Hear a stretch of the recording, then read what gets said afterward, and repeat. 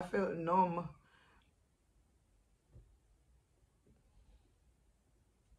I feel really numb, guys. I feel like, I don't know, what did I feel? Because it's like I was on the bed, I was there, but I wasn't there. Like I was, started playing over everything. Your love lives on inside of me, and I will hold on tight. It's not my place to question, only God knows why. Hey guys, welcome back to your girl Stephy the Blessed One YouTube channel. Guys, today on my channel I'm touching a topic that I avoid talking about for the longest while. Guys, I like talk about it because whenever I do, I get emotional. But just I hope so I don't get emotional on camera because your girl don't want to come and cry on camera. Guys, see there? Today I didn't plan this video today. I didn't plan to do a video. I just got up, have a little wash, start doing my housework. But it was heavy on my heart. Like I was thinking about my daddies. Two, yeah guys, daddies, you hear me right. I had two dads. Growing up as a young girl, me used to always say my privilege because your girl have two dads. I had an amazing stepdad and an amazing biological father, guys. Both of them was amazing in their own way. I love them, like really love them. They made me feel protected. They made me feel safe. They provide for me. They do whatever. You know, like we didn't come from a rich background or anything, because bear in mind I had young parents. My stepdad was young, my mom was young, my dad was young. But guys, like, you know, if I said I didn't feel love growing up, I would be lying, because I felt love from my stepdad, my mom, and my biological dad. Yeah, but guys, today's video is not about that. Guys, as I said, my mom was a young mom. She gave birth to me at the age of 15.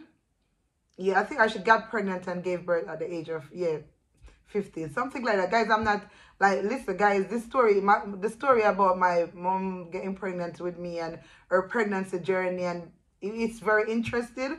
So, guys, I promise you guys, one day when me and mommy get together, when I go visit her in Jamaica, I'm going to sit her next to me and we're going to share this story with you, my YouTube family. Yeah, guys, I want to share that story with my YouTube family because mommy, know it's interested. Like, I sit down and listen to it all the time, but guys, it's not about that. This story is not about that. This story is about the way I lose my dad. All right, let's start with my biological father. My dad named Clive Ailes. Yes, amazing man. And the way I lost him, this story is about him. Yeah. Okay, guys. And for anybody we know, my dad was his name is Clive Ailes, and he was known in his community to friends and family as breaks, jaw breaks. That's what they call my dad. And he was just an amazing dad, to be honest, guys. So let's talk about how I found out and everything about my dad passing. Okay, guys, I was at home. I can remember this afternoon I was at home and we were sitting down. I was laying in bed because I had period cramps. Like my stomach was cramping. Anybody know that I got the worst cramps, and literally to the point where I can faint or black out. That's how bad intense my cramps get. So I was in bed, and I think at that time I was about maybe, because my mom and my dad, let's talk about this first. My mom and my dad was no more together. They broke up when I was only about a few months. Yeah, they broke up because my mother was a strong-minded woman and she knew what she wanted. My father did not fool himself and she just stepped. Yeah, she stepped. As I said, we will share the story about everything with you guys, and then when my mother is there to tell it, because it's her story, it will be unfair for me to share it for her, but one day we're going to share it together. Anyway, guys, yeah, so as I said before, my mom and my dad wasn't together. And she met my stepdad. I think I was only about eight months old when she met my stepdad. They left Clarendon. Clarendon is where my mom, my dad, and my stepdad is from. They left Clarendon and they went to live in Kingston. They were living in Kingston for years, like, but when I was about 10 years old, they decided to go back to Clarendon. My dad used to come and visit. My biological dad used to come and visit when I was living in Kingston, but wasn't as often as he would like or I would like, because it was quite difficult for him to go back and forth. Like, it's a good journey and it costs money and all of that. And anyways, so he would have come. I would have seen my dad maybe like 3 times per year, or maybe sometime more, sometime less. And sometime when it's holiday, my mom would send me to spend like my summer holidays with my biological dad. Yeah, and I would go and spend time with him and his side of the family and all of that. Yeah, but guys, what happened now? I remember I was like, the day I lost my dad, the day I found out that my dad has gone, it's gone, whatever. Yeah, so the day when I found out, I was in bed because I wasn't feeling well. I was having the worst cramp you could ever have. And I was in bed and I was there. By then I was like about maybe 12 years old. I was 12 years old and I was in bed. I remember, bear in mind, your girl just moved back. Like, I moved back to Clarendon when I was 10. So it's just over a year and almost 2 years since I've been around my biological dad, start doing things with him that I wasn't able to do with him. And, you know, because I'm closer to him now. By now, we're living just like 20 minutes in a taxi apart, away from each other. So it wasn't that difficult. So I was seeing more of my dad, more of my biological dad. I was spending more time with him. I was doing things that we weren't able to do. And you know, your girl just feel lucky because she have two. I have a stepdad who is amazing. He provide for me, do whatever, you know, he play a big role of, he play a dad role in my life, to be honest. So as I said, that's why I said I was lucky, because I had two male figure in my life who were very strong personality and they were there for me. So you know, your girl would have her back covered, innit? No boy and nobody can diss the program. I'm joking, guys, I'm joking. So anyway, yes, I'm having my daddy them and me feel good because I have two daddies.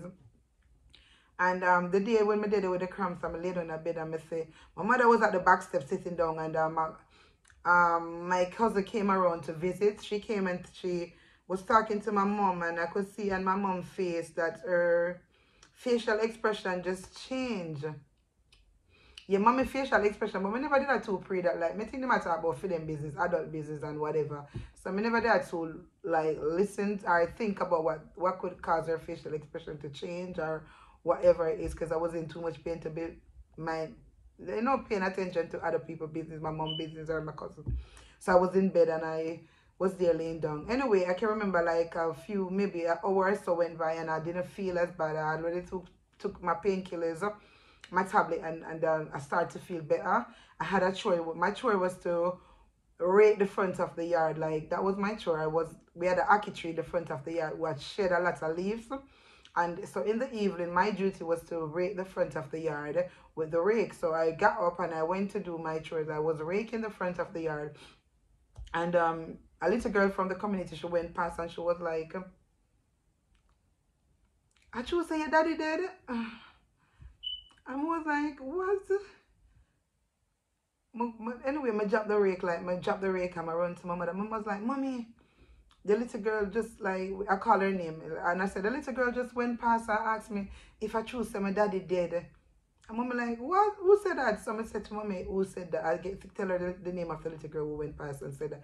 And she was like, listen, I don't know why why she's saying that, but let me slow down. My mother said, I don't know why she's saying that, but listen, we heard something, but we know nothing is confirmed. No one know for sure that it's actually your dad. And I was like, but that didn't make me feel any better, guys, because I didn't get the answer I wanted. I wanted to hear that, no, go son, your father, you know, but no, Mommy said it wasn't confirmed, and so there is still a possibility that it might be my dad.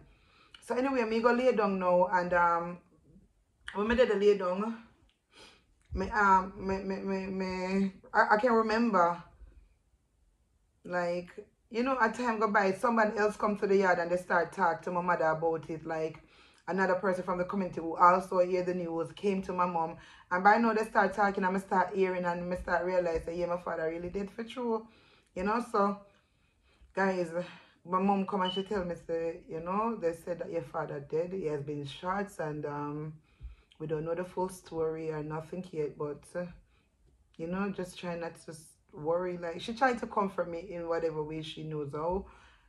I wasn't, guys, to be honest, I didn't cry. Like, I literally felt numb, guys. I feel numb. Like, guys, thinking back,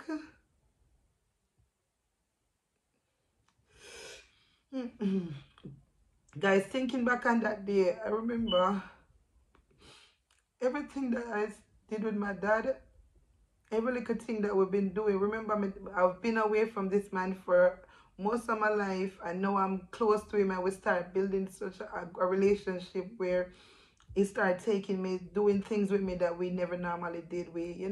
I start spending time with him. I start knowing the type of person he really is. And, I really like my dad. I really loved my dad. Like, I love him. And because at first, it's like, I know that it was my dad and he was there, but I didn't feel this, like, connection that with him, because I spent most time away from him. But now I'm back in Clarendon and I'm close to him, and he start coming over to visit often, and I'm going over to visit, and we're spending time together, and we're doing other things, and so I remember laying down in bed and I felt numb.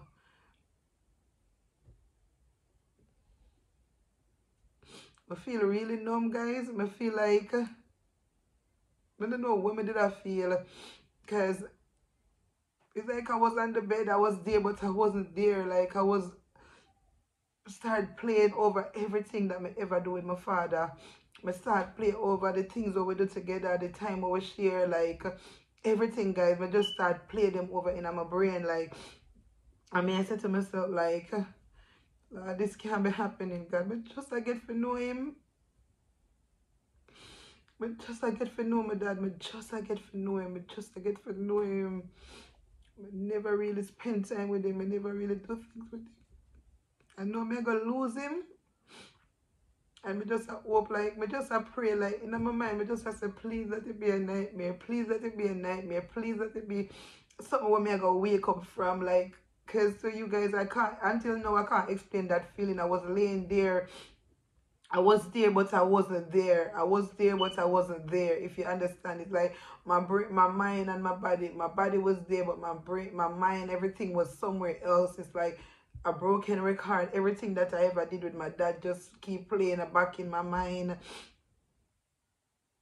I remember there's this particular song, guys. Ooh, yes, sorry.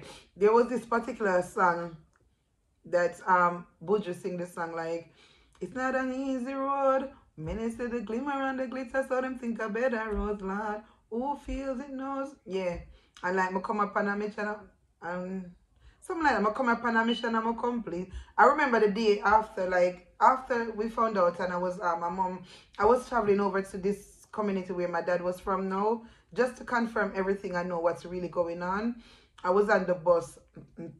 I was on the little minivan going over to my dad community, and that song was playing. It's like the driver had it, and him keep on just replay the song. And I remember that song until today. Every time I hear that song, every time that song play, or from anywhere, and that song comes on, it just take me back to that day. It take me back to that day where, when because I was, even then I was traveling over to where my dad community, and I was going, and I was on the bus, and I could hear this song playing, and I wasn't even there. Even till then, I wasn't with myself. Like, I wasn't thinking straight. I was just thinking of my dad. Just like, I think, like, please give me one more chance to see him again. Just one more chance. One more chance to spend time with him. Please don't take him. Please don't take him. And that's, like, guys, I was just hoping that everything it wasn't correct. It was some, I just pray and hope that it wasn't real, like, it wasn't true. It wasn't, like, there was some mistake, guys. I just did that hope, say, when I go there, them I go say I never him.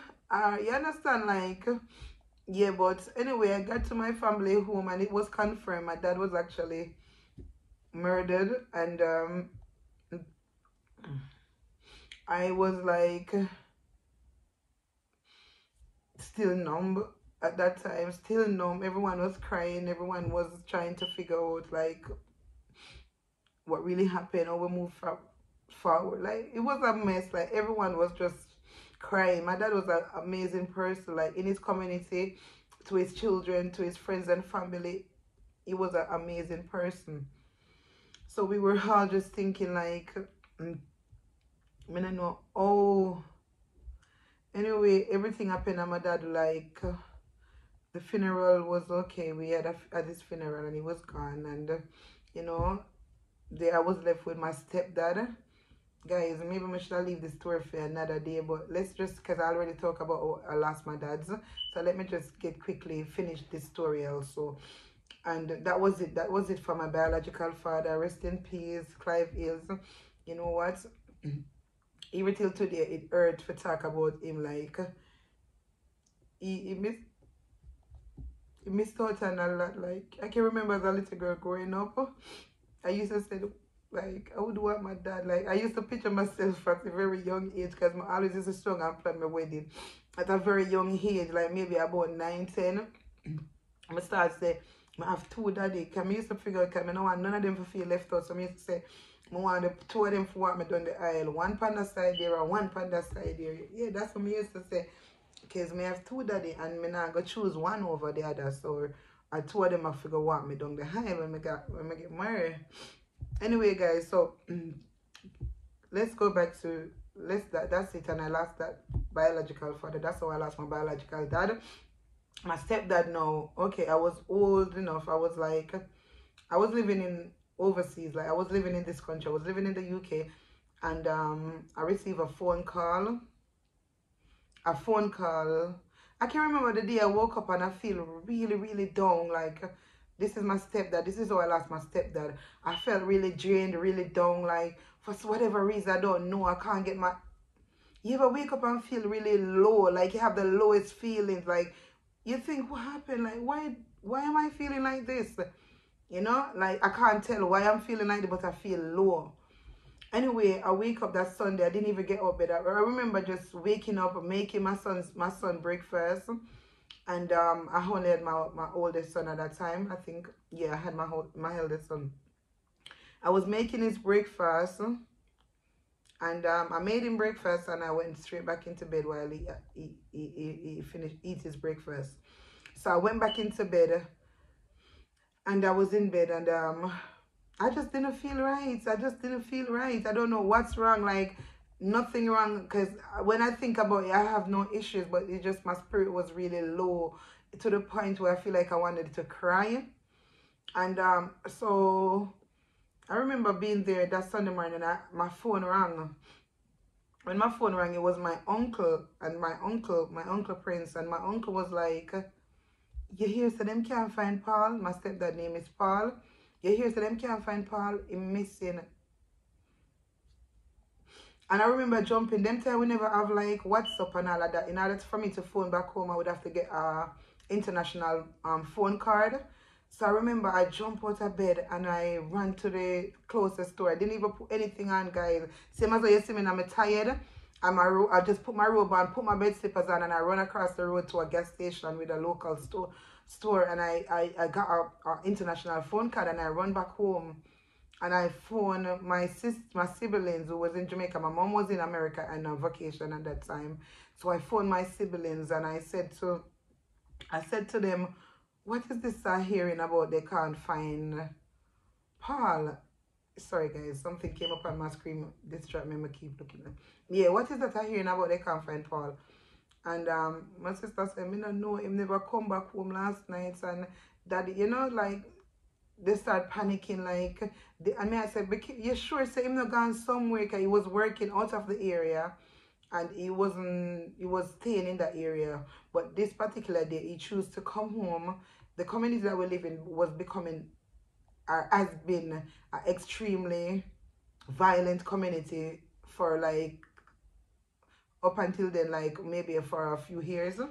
It's like a very violent. Persons were being killed for no absolute reason. Person was just being butchered in the community like animals. Like people would just think that you wear an outfit today and them don't like it because you look nice or you look too good, or you act too bossy or whatever the situation, guys. I'm just telling you as it is. Whatever the situation was, that would be a reason for them to take your life. And my dad fell in that trap. Like, I don't know why, but my dad wasn't a troublemaker. He didn't give trouble. My stepdad, he didn't give trouble. He didn't get involved in things. He kept himself to himself. Like, we was his friends, his children and his wife. Those was his friends. And so I was living in this country. My mom was overseas in America. And I remember when I spoke with my sister, I was like, what's going on? You sure daddy not just there's somewhere like maybe. And she said, come on, Chupsy, as my friends and my called me back home in Jamaica. She was like, come on, Chupsy, like, daddy would have never do that. Daddy know how we worry about him, especially with what's happening in this area. He would never do that. Yeah. So apparently my dad he was coming home for the weekend from his job, and but my brother, who was currently in Mapen town at the time, my dad said my brother was doing a part-time job. He was only young, but he was doing a part-time job in Mapen at a local store, at a store in Mapen. So my dad was like, I'm coming home. He get out shopping. He went and get shopping, but he didn't and deliver the shopping. And then he didn't want to leave my brother to come back home on his own in the community, because as I explained, the community has become a very violent community, and they didn't need a reason to kill you. If they feel like they should, they will, or they feel, I don't know what these people were thinking. It was just killing persons in the community. Like, guys, the community that I came from in Jamaica, if I should literally tell you amount of person I could name, people, like, it's more than I can even remember or talk about. Persons who innocently lost their lives in that community because for no reason, no absolute reasons, a person was murdered. Like, so to me it was like person were being butchered in the community. So my dad didn't want to risk leaving my little brother, my stepdad didn't want to risk leaving my little brother to come home from Mapen on his own. So he said to my sister, you take the shopping to them and said he's going back to get my brother, and then they will both come home for the weekend. And so anyway, on his way to pick my brother, I don't know, we don't know what happened, but obviously he didn't make it to my brother. And he didn't make it to my brother. My brother waited for him, and he couldn't wait anymore, so he make his way home on his own. And then my sister started to realize that something is wrong, because he went to get my brother. My brother came home because he was waiting all evening, and his dad was nowhere to, because his dad already told him, don't come home without me, I'll come and pick you up, so just wait for me. And he was waiting all evening. His dad was nowhere to be found, so he would make his way home on his own. Anyway, so by then my sisters and stuff start panicking, because they're saying, this is not like daddy. Know that we're constantly worrying about him because of what's happening in the area. So he would never go anywhere. Because I even said, I wonder if he's somewhere. He went back to his job and his phone battery died. They said, no, you wouldn't do that, because he know that we worried about him a lot. And even if it was to get a call from someone to say that, guys, I'm okay, I'm here, or I'm just there, like, you know, but that didn't happen. He didn't call. So we report him as a missing person.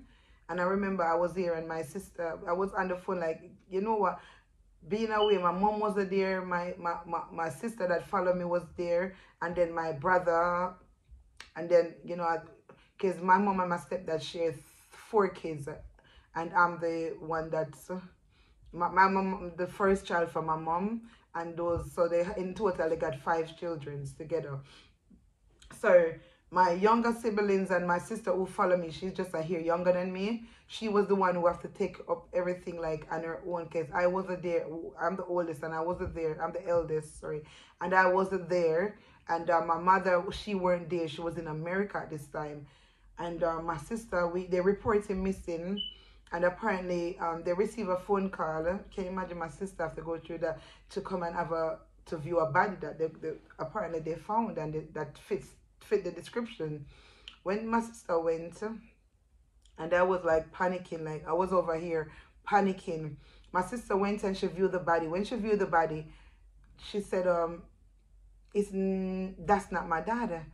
And when she called me and she said, me look on her body, but it wasn't him. And you know, that like I felt good, like I was, yes, yes, yes. But while my sister was on the phone, there was a call coming through and call waiting. And she was like, hold on a minute, I'm getting a call. Because my dad cousin also went to view a body that also fit the description at a different place. So when she went to view the body, she at a different place, she phoned my sister to said, I view a body and it's your dad. They did him so bad. They cut his throat. You can tell that he was fighting for his life.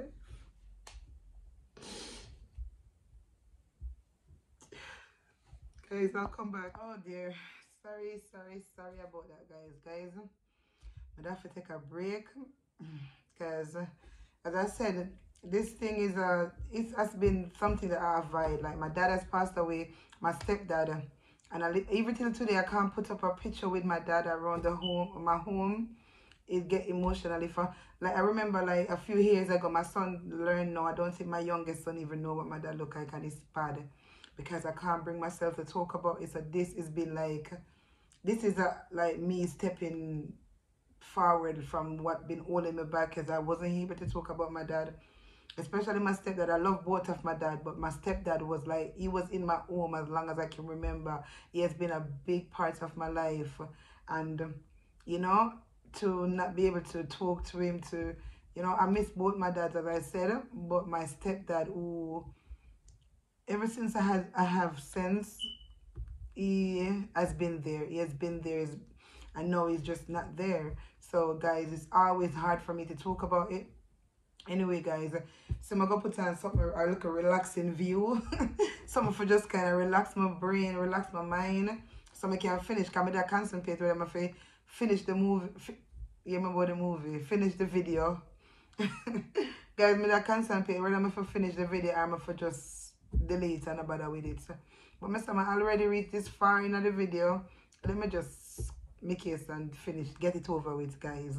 Yeah, guys, as I can say, my sister went, I think I'm at the part where my sister went and viewed the body, and the person, his cousin that went and viewed that body has also phoned up and said, it is your dad, and they have done bad, like they did him real bad. You could tell by the way his clothes was torn up and all of that, that he was fighting for his life, you know. And I wouldn't even like to think what was going through his mind, because my dad is the type of man, my stepdad, he wants to be here for us. He always, like, he worries about me and my siblings. He just want to be there for us, to guide us through life, and you know. So, and for him, that, like, in that moment, I don't know, like, I keep thinking like he'll probably be so scared for the fact that he's leaving, or someone is about to rob him, that like take his life, and he won't be here for his children. He won't. And anyway, they said it was him. It was confirmed that it was him, and we didn't know what to do, because I was on the phone. My sister was crying. She was crying. It was a chaos. My mom was overseas, guys. It was my sister was screaming, crying. They didn't know what to do. My siblings was all over the place. You know, there was like, I remember talking to my sister Crystal on the phone, and I think they had to they took her to the hospital because she wasn't having it, and she was saying, I remember taking the phone and saying, Crystal, you're okay, don't worry, it's gonna be okay, it's gonna be okay. And she was like, me no want to hear nothing. Why would I talk like that? Why would I tell me, say my father dead? Like, she said, my sister Jenny, she said, Jenny is, I don't know why Jenny's a tell, like, Jenny's a come tell me, say, my father dead. And that's not even truth. Like, I mean, I was like, it's going to be okay. It's going to be okay. She was freaking out. She was panicking. It was a mess. My mom was overseas. My mom had to travel back home for the funeral. I wasn't able to go. I didn't have the money. And guys, I had to like throw a little gathering with my good friends and family, who the money that I got that time was enough for me to send back home to help my mom with the funeral.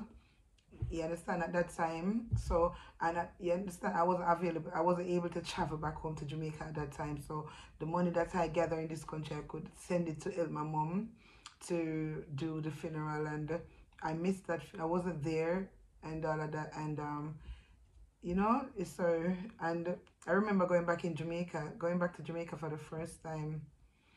and thinking to, like, when I go back to the house, it's like I didn't let anyone know, but it was like it was sad because he wasn't there. He was always there growing up. He was always there, and I wanted to.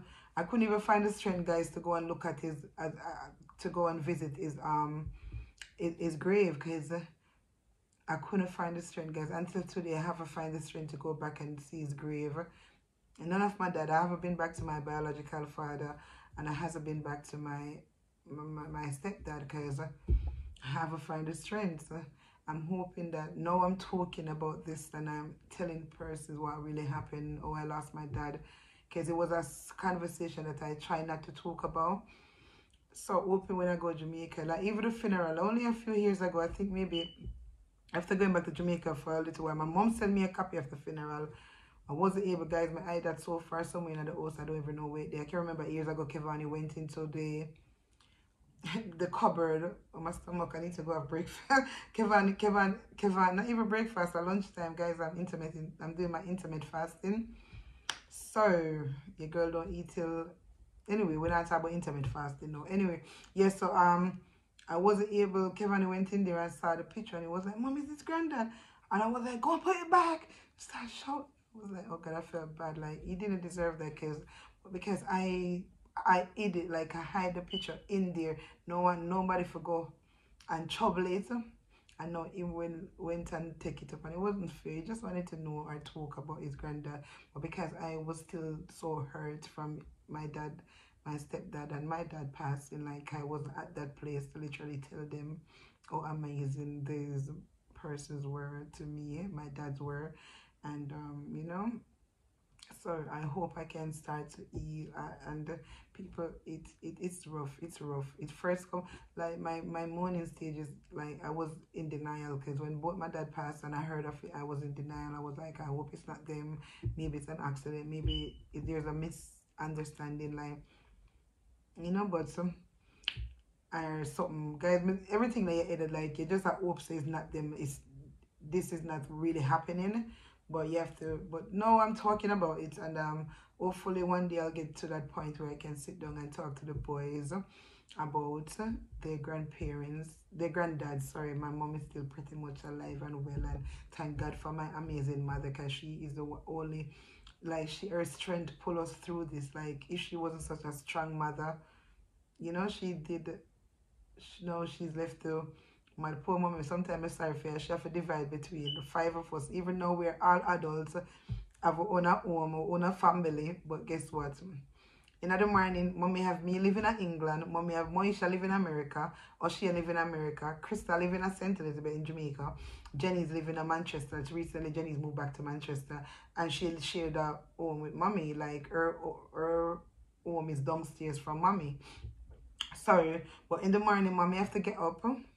She has to talk to me first, because my time for in the UK. Or maybe Crystal first when she get up, because Crystal, you know, she have to call Crystal. And then by the time she on the phone with Crystal, she hear beep, beep, beep, my call is coming through.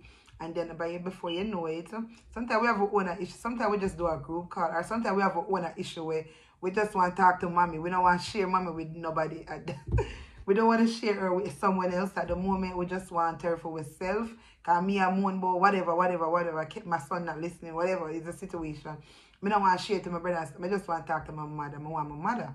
And then Moisha have her issue, whatever she's going through. Sometimes she just want to talk to mommy, not me and the rest of us. Just mommy. Crystal the same. She's going through whatever. She don't want to talk to everyone. She just want to talk to her mother. You get what I say? So, and then but luckily Jenny's is there. So Jenny's have her more than we do. You know, Jenny's get up and see her in the morning. Now she have to go upstairs and mommy's there. So that is good on her side. But you know, guys, we have an amazing mother, and if it wasn't for this amazing woman that God gave to us as a mom, we wouldn't be able to get through the things we did. Like, it was a lot. Like, we lost, it was a big loss for me. I lost two daddy. And my mom, she stood by me. She did whatever was necessary to make me the woman I am today. You know, she grew some loving kids. Like my mom, we are all very caring. My mom children, they were very caring, loving. You know, we're a bit sensitive sometimes. But we are good people. And she didn't raise any criminals. She didn't raise any any thief, any killer, any no like that. She raised some caring, loving, kind-hearted people. So she did well, guys. So guys, that's it for today, guys. Me I go where me I go, me I go no. I don't know if I post the video here, you know, guys. But if you don't see it, you don't see it. You get me? So guys, if I happen to post this video, please remember to like, comment, and subscribe. Until next time, guys. Stephy the Blessed One is out of here. Me I go finish my house, my Saturday duty. Me not have a lot to do, guys. To be honest. I already put in the wash. I go put some clothes in the dryer and then I go start on some dinner. So we'll talk soon. Bye.